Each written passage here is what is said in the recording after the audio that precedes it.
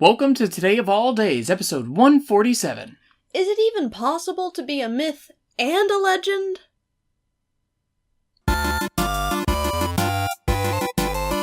Today is, who's that guy?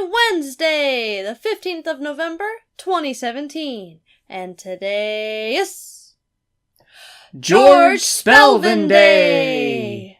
You may be wondering, who is George Spelvin, and why does he have a day? I've never heard of him. I certainly have never seen him. I haven't heard of any of his accomplishments. So... And the truth is, no one has ever seen George Spelvin. He has been a shadow, dark and mysterious. A whisper in the ears of men, women, and children around the world. A legend of his time. And his time is... timeless. George Spelvin is much more than a man. Greater than a hero. Superior to any achievements that anyone could hope to gain recognition for. George Spelvin is... an idea. And like any great idea, he has lived on through generations since his birth in 1886. He encapsulates the very essence of anonymity, of humility, of preservation of a greater purpose.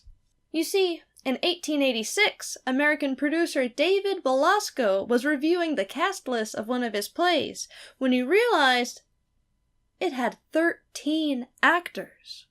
For those who aren't familiar, the theater can be a very superstitious place. Belasco decided to remove one of the actors, leaving a total of 12. One of the remaining actors thus had to play 2 roles to compensate for the loss. Aha!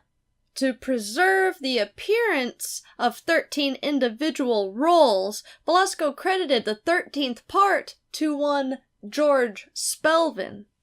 Thus began a tradition that has stuck around ever since. Since then, there have been hundreds of plays, TV shows, and movies that have credited a role to George Spelvin. In some cases, there were 2 roles played by one actor. In others, an actor may have just wished to remain anonymous. And you know, some of those actors wanted to remain anonymous because they worked for the union, but they took a non-union role, and they didn't want to get in trouble. And in still other instances, the role of George Spelvin has just been a silent part, or a reference character with no actual lines. There have been countless roles attributed to George Spelvin, but the general public has no idea that he, or the idea, the pseudonym, even exists.